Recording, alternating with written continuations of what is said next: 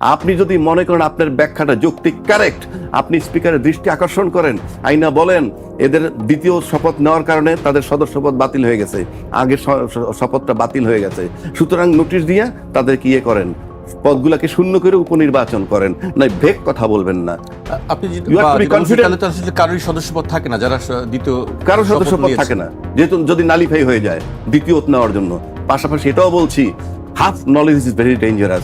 আপনি পার্লামেন্ট, আমাদের যে সংবিধান যেটা এক্সিস্টিং আছে, সেখানেও 3টা শপথ নেওয়ার সুযোগ আছে। প্রথম শপথ যিনি মেম্বার অফ পার্লামেন্ট হন, সবাই একসাথে একটা শপথ নেন। তার ভিতর থেকে 22-30 জন আবার মন্ত্রী হবেন, তারা মন্ত্রী হিসাবে একটা শপথ নেন। তারপরে আরেকটা নেন রাষ্ট্রের গোপনীয়তা রক্ষার জন্য আরেকটা শপথ নেন।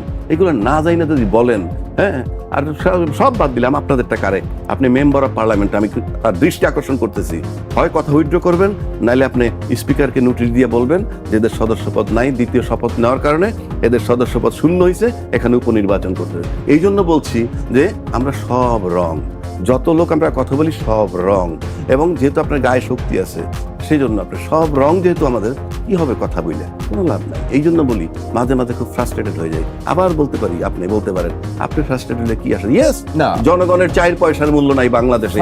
আমি আপনাকে বলে দিচ্ছি, Bangladesh is for 20% of the people. এই বাংলাদেশটা শুধুমাত্র 20% লোকের জন্য।